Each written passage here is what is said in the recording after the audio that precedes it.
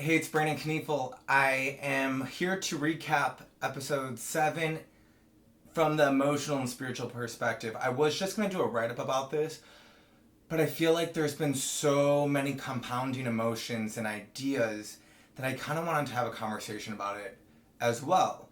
So, episode 7 was really the critical point of when I needed to decide that I was going to keep my heart open. Meaning, I came into finding Prince Charming, agreeing for myself and intending for myself to bring joy, compassion, and the chance for adventure and great love into my life. I was intending for myself to have that experience. So in order for me to move about this situation each week when I was in the house, interacting with the guys and Robert, in an authentic, honest, and compassionate way, I had to recognize when I was having an open heart and when I was closing down. So when I was approaching the idea of vulnerability, and that's such a buzzword, especially in the house and, in self-help, self-improvement culture right now, and I think there's some misnomers about it. Vulnerability isn't that exhibition of emotions. It's not that emotionalism that draws you in with crazy stories or sadness or grief. It has to do with your ability to be honest about where you are and what you're trying to be at any given moment. Vulnerability is saying that I might not be here, but this is who I am, and I know that's good enough. Because when we tell our stories, when we tell our dramatic stories, we are using those oftentimes to, one, just give a perspective of what we've been through. But two, sometimes we use it to showcase and show off. And I know that sometimes I like to stray away from my stories about my parents or my addictions because I don't want to monopolize the conversation with just harrowing facts about my life, because at the end of the day, that is not who I am. So vulnerability is about how we can actually access some honesty around who we are and who we want to be, as opposed to just telling stories. So knowing this, I had to kind of sit back and be willing to not play up the drama, not play up the escapades, so that I could really have a chance to connect with someone. Because, I understand that it's a reality show and I understand that it might be naive, but I was still holding out hope. And I'm so dedicated to the idea that I'm receiving a great love adventure. First off, I think a lot of people believe that having an open heart means you're going to fall for the wrong people. In fact, you cannot possibly fall for anyone when you have an open heart. Having an open heart actually allows you to stand, not fall.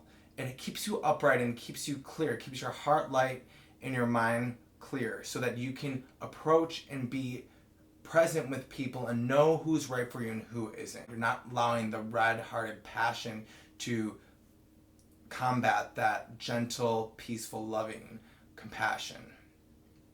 Second, a lot of people think that we need to protect ourselves if we have an open heart. Again, the opposite of that is true. In order to protect your heart, you have to keep it open. Meaning, if you close it down, you are going to trap emotions inside that aren't meant for you. You're going to trap experiences inside that aren't meant for you, and you're going to be in pain. For instance, if a bull runs into my house, I won't go around and close all the doors and windows and make sure it stays in there. I'm going to quietly open each and every door and just give the bull room so that it will eventually leave. The same is true for our emotions, for our negative emotions in particular. We don't want to trap them inside of us. We want to allow them a chance to exit gracefully. So we don't give it too much attention, but we also don't block it from moving. So the open heart allows those oftentimes harmful and hurtful and suffering emotions to pass through us. Third, a lot of people think that we're going to lose ourselves when we have an open heart. I know for a fact that when I have an open heart, I'm able to sift up and siphon out all those negative qualities about myself that only come out when I'm fearful and scared and angry and resentful and just upset in some way. So there's that cloak around us that is a representation of the closed heart. And the closed heart shows us what we should be when we are angry, sad, scared. Open heart is the truer version of us. And the open heart means we take off that cloak, we open the heart, and we allow our experiences to be so that we can get to the root of who we actually are. It's kind of like the shadow. The shadow, the thing that we are most scared of, the thing we fear most or are angry at most, is often going to be our greatest asset at one point. You know, my addiction allowed me to have a closed heart. And then when I confronted my addiction, I used that to talk to people about, you know, having self-compassion and being of service to others. That same story about addiction was now an asset and allowed my heart to open and be a connection to other people. So I'm not going to lose myself if I have an open heart. In fact, I would say I cannot possibly find myself without one, because I'm allowing the truest parts of me to shine through. And those powerful attractors are going to draw in the person I am wanting. I'm going to use power instead of force to make my experiences mean something positive and meaningful. All right.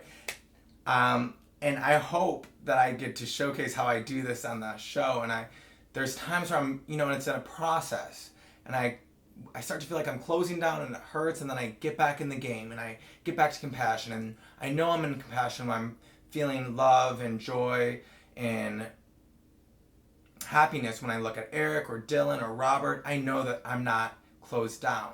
So that's a good indicator.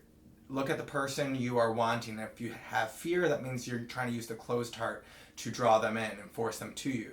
And if you look at them and the people around them with compassion, happiness, and love, and you don't have that fear of losing them and that obsession, then that means you are accessing your open-heartedness, and you know that you're going to be able to draw them into your experiences by just being that demonstration.